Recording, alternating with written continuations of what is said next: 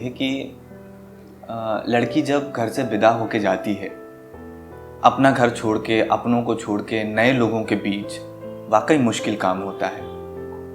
हम उसका सम्मान करते हैं, पर ज़रा सोचिए, जो लड़के घर से दूर नौकरी करने जाते हैं, क्या उनको भी अपना घर, अपना दोस्त, अपना परिवार छोड़ के नहीं जाना पड़ता? उनके ऊपर भी कुछ तो बीतती होगी। मैंने सोचा उस ख्याल को क्यों ना कुछ शब्दों के माध्यम से आप तक पहुंचाऊं। तो ये कुछ लाइनें हैं, वो हम पढ़ते हैं आज। जो तकिए के बिना कभी सोने से भी कतराते थे, आकर देखिए वो अब कहीं भी सो जाते हैं।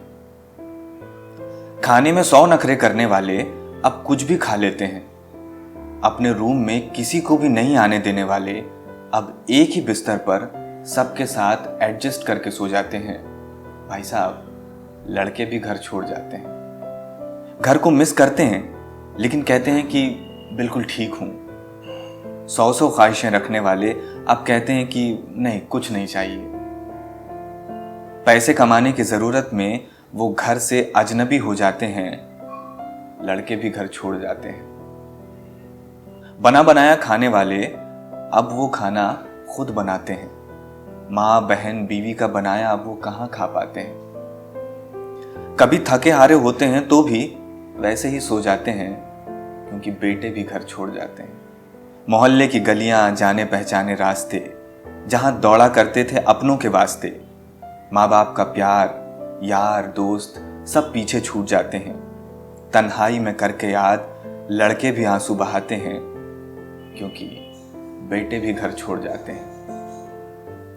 नई नवेली दुल्हन, जान से प्यारे भाई बहन, छोटे छोटे बच्चे, चाचा चाची, ताऊ ताई, सब कुछ छुड़ा देती है साहब ये रोटी और ये कमाई।